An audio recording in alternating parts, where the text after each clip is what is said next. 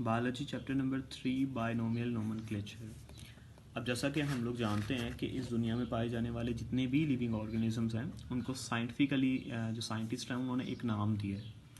उस नाम को हम लोग साइंटिफिक नेम का नाम देते हैं और उस नाम के देने का जो तरीकाकार है उसको हम लोग बायनोमियल नोमेनक्लेचर का नाम देते हैं।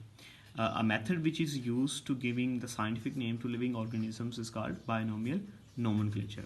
Binomial nomenclature का मतलब क्या है? बाय का मतलब होता है जी टू, नोमियल का मतलब होता है नेम्स एंड नोमेनक्लेचर का मतलब है मेथड ऑफ नेमिंग, एक ऐसा तरीकाकार कि जिसके ज़रिए हम लोग लिविंग ऑर्गेनिजम्स को एक साइंटिफिक नेम देते हैं और वो नेम जो है वो टू नेम्स पे कंसिस्ट करता है। उस नाम को हम लोग उस मेथड को हम लोग जो है वो बायनोमियल नोमेनक्लेचर कहते हैं। इसकी डिस्कवरी ये है कि इसको सबसे पहले जो है वो कैरोलस लीनियस ने यूज़ किया था और वो फिर देखते देखते जो है वो इतना ज़्यादा फेमस हो गया कि सारे जो लिविंग ऑर्गेनिजम्स हैं उनको प्रॉपरली एक नाम दे दिया गया और सारे जो साइंटिस्ट हैं उसी नाम को फिर जो है वो यूज़ करते थे। अब इसकी डेफिनेशन मैंने जैसा कि आपको बता दिया है कि एक ऐसा मेथड जिसके ज़रिए लिविंग ऑर्गेनिजम्स को एक साइंटिफिक नेम दिया जाता है उसको हम लोग बायनोमियल नोमेनक्लेचर का नाम देते हैं।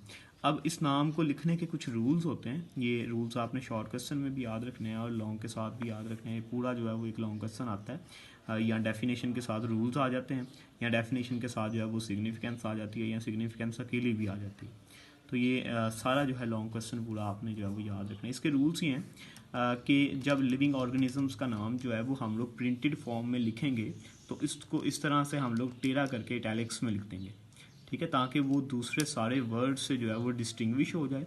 और अगर उसको हम लोग जो है वो हैंड रिटन फॉर्म में लिखेंगे तो हाँ आपने क्या करना है जी, दोनों नामों को अलग अलग से लिखना है और उनको अलग अलग से अंडरलाइन कर देना है।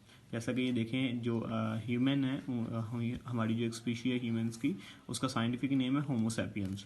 अब मैंने होमो को अलग अंडरलाइन कर दिया और सैपियंस उसको अलग अंडरलाइन कर दिया। दूसरा इसका रूल ये है, जैसा कि मैंने आपको बताया कि ये बायनोमियल जो है वो नोमेनक्लेचर, इसमें दो नाम दिए जाते हैं। ह्यूमंस को नाम दिया गया होमो सैपियंस। अब ये जो होमो है ये हमारा जीनस नेम है और जो सैपियंस है ये हमारी स्पीशी नेम है। तो जो हमारा जीनस नेम होता है उसका फर्स्ट वर्ड आपने कैपिटलाइज करना है, उसको कैपिटल में लिखना है, जबकि जो स्पीशी नेम है या सेकंड नेम जो है उसका फर्स्ट वर्ड जो है वो हमने स्मॉल ही लिखना है, वो कैपिटल नहीं करना। उसके बाद उसने बताया कि तीसरा इसका रूल ये है कि अगर एक पैराग्राफ के अंदर होमोसैपियंस जो है वो बार बार इस्तेमाल हो रहा है तो पूरा होमोसैपियन लिखने की बजाय आप उसको जो है वो एज सैपियंस भी लिख सकते हैं। इसी तरह से उसने एक बैक्टीरिया एस्कर्शिया कोलाई की एग्जांपल दी है कि अगर एस्कर्शिया कोलाई बार बार यूज़ हो रहा है तो पूरा एस्कर्शिया कोलाई लिखने की बजाय आप ई कोलाई भी लिख सकते हैं, लेकिन आपने उसको जो है वो अलग से अंडरलाइन ज़रूर करना है। और अगर आप प्रिंटेड फॉर्म में लिख रहे हैं तो फिर आपने उसको इटैलिक्स में लिखना है। अब इसकी सिग्निफिकेंस क्या है, बायनोमियल नोमेनक्लेचर को क्यों यूज़ किया गया?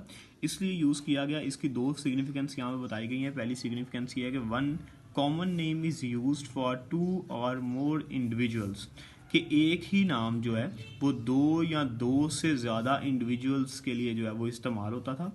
जैसा कि उसने यहाँ पे एग्जांपल दे के हमें बताया है कि हाउस बर्ड या ब्लैक बर्ड जो है वो एक नाम क्रो के लिए इस्तेमाल होता था, हाउस क्रो के लिए, और उसके अलावा जो है वो एक प्लांट के लिए भी इस्तेमाल होता था। तो साइंटिस्ट के लिए ये जो है वो बात करना बहुत ज़्यादा मुश्किल हो गई थी कि अब ये ब्लैक बर्ड का मतलब क्या है, ये वो प्लांट है या फिर ये हाउस क्रो की बात कर रहे हैं। तो उनको समझने में मसला होता था, इसलिए उन्होंने जो है वो अपना एक नाम जो है वो हर एक लिविंग ऑर्गेनिज्म को साइंटिफिकली दे दिया, ताकि जब हम लोग इसकी साइंटिफिकली स्टडी करें तो हमें किसी भी तरह की कोई कन्फ्यूजन ना रहे। दूसरी इसकी सिग्निफिकेंस इसलिए है कि टू और more names are used for a single organism. एक ही ऑर्गेनिज्म के दो या दो से ज़्यादा नाम होते हैं, कि जैसे कि अगर हम लोग बात करें प्याज की तो उर्दू में उसको प्याज कहते हैं, इंग्लिश में उसको अनियन कहते हैं।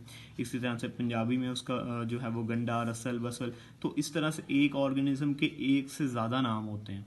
तो साइंसदानों के लिए ये बात जो है वो बड़ी मुश्किल होगी कि अब वो जो है वो प्याज की स्टडी करें या अनियन की स्टडी करें। ज़ुबान के लिहाज से चूँकि डिफरेंट नेम्स होते हैं जो एक कॉमन ऑर्गेनिज्म के लिए इस्तेमाल हो रहे होते हैं, तो ये चीज़ जो है वो उनके लिए समझना बहुत ज़्यादा मुश्किल था। इसलिए उन्होंने क्या किया, लिविंग ऑर्गेनिजम्स को एक प्रॉपर नेम दे दिया, एक साइंटिफिक नेम दे दिया, ताकि उनको स्टडी करना जो है वो आसान हो। अब इस टॉपिक के अंदर आपने जो है वो सबसे पहले इसकी डिस्कवरी लिखनी है, फिर डेफिनेशन, फिर रूल्स एंड देन सिग्निफिकेंस, और उसके बाद जो है वो 3-4 एग्जाम्पल्स लिखी हुई हैं, वो एग्जाम्पल्स भी जो हैं वो इसी तरह से आपने इसमें लिख देनी है। यही आपका होमवर्क है।